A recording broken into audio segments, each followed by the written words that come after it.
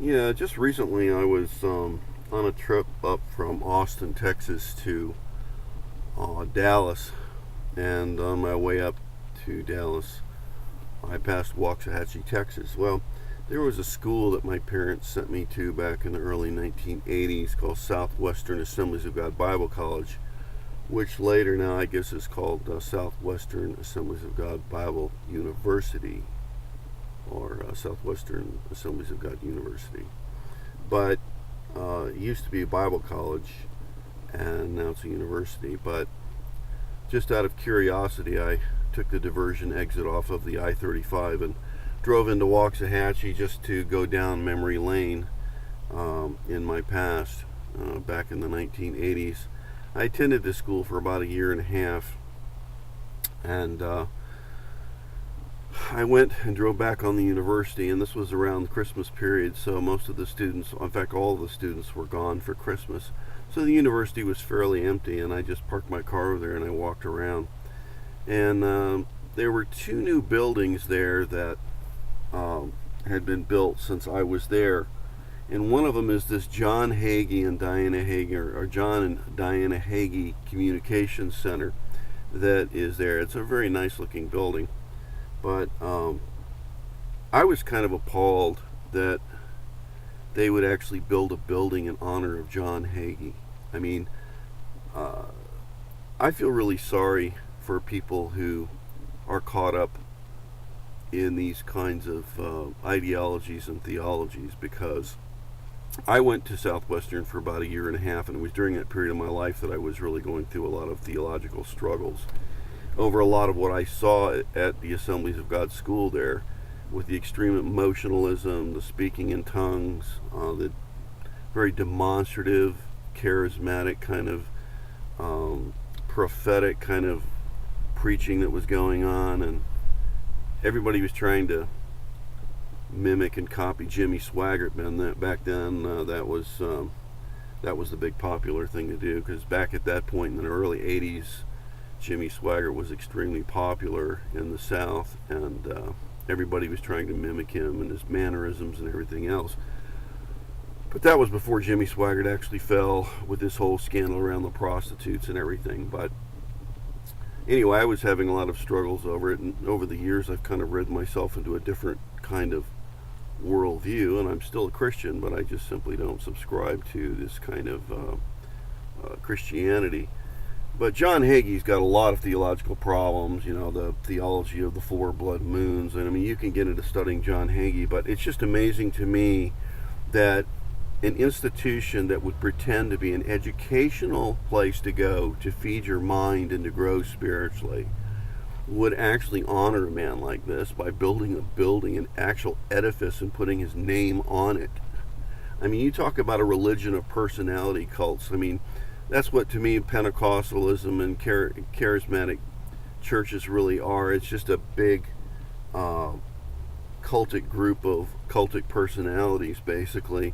And when I lived in Texas years ago, it was just Christians would run around from one church to another, depending on which personality was the most popular at the time.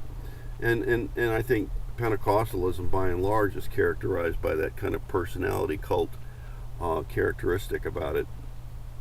But anyway, I really don't even know where to start to point you in the right direction, but I would simply say that the only way you're going to be able to deal with this kind of personality cult where people are honored like John Hagee, and folks, listen, John Hagee's theology is not based on biblical scholarship, historical scholarship, or anything else.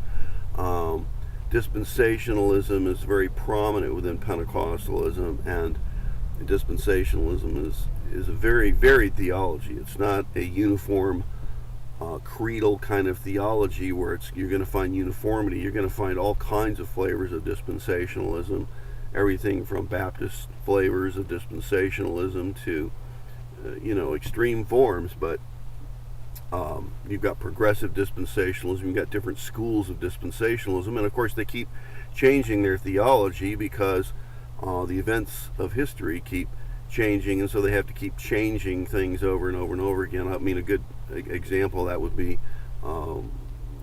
many of the books that were written, like the late great Planet Earth by Hal Lindsey, which has basically been proven to be false. There's so many false prophecies in his theology over the years, and a lot of his books have been incorrect, and so they have to keep changing things, and it's just based on current events. We call this newspaper exegesis, or trying to conform the Bible to what's going on in the world at the present time, and then when it doesn't play out, they have to change their view again, and it's really this kind of adherence to biblical literalism that these people keep falling into. But anyway, the only way you're going to start getting your mind straightened out on this kind of stuff is you're going to have to study the history of the Jews. You're going to have to study what Judaism really is, what Zionism is. Zionism is a political philosophy. Judaism is a religion. But even saying that Judaism is a religion, most Christians have very, very distorted views of what Judaism is. Most people don't understand the division in the Jewish community between liberal, Reformed, and Orthodox, Hasidic Jews, Ashkenazi Jews versus Sephardic Jews. People don't understand what Israel's really all about, what Zionism is really entails in terms of its political ideology, its overall one world government ideology through the Rothschild family, what the Star of David really stands for is an occultic symbol. It's not really the Star of David. A lot of these things, there's so many distortions, I can't really go into all of it, but I'm putting 2 posts at the bottom of this video that you can start with. One of them is a book called Judaism Discovered by Dr. Michael Hoffman. He's considered the world's top authority on Judaism in the English-speaking world. Judaism Discovered is free. You can download it as a PDF file, and you can put it in your e-reader or your Kindle reader, and you can read through it at your own convenience. It's 1,100 pages long. Michael Hoffman has consistently offered to debate Judaics, Orthodox Jews, and people in the Jewish community to openly debate him in Ivy League universities, and up to date he's had nothing but refusals to debate him because he is a scholar and he knows the character of Judaism. I would say to you that most Christians have a very distorted understanding of what Judaism is. The average evangelical Christian thinks that Judaism is just a bunch of Jews who believe in the Old Testament and don't believe in Jesus, and that's probably the most common misconception of Judaism.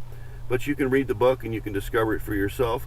The other book that's very important to read, especially for dispensationalists or Zionists, is a book called Judaism Strange Gods by Michael Hoffman. I've also included a link for that. It's a free PDF download file. You can download that, and I'll also include some additional links with YouTube videos that you can go through and actually begin to expand your mind on an actual scholarly view of what Judaism is, what Zionism is, and where all this stuff really leads you. But I feel sorry for people who are caught up in this. I mean, I actually felt sad when I went to Southwestern Assemblies of God University, and I stood there and I realized that I went to that school, and I realized how far I had gone away from a lot of these beliefs. But I still believe in Christ. I still believe in his atoning work. You don't have to be a dispensationalist to be a Christian, and history bears that out. So I hope this video can be a little instructive, and my heart goes out to people who are caught up in this kind of theology, and my prayer is that you'll come out of it and learn a better way.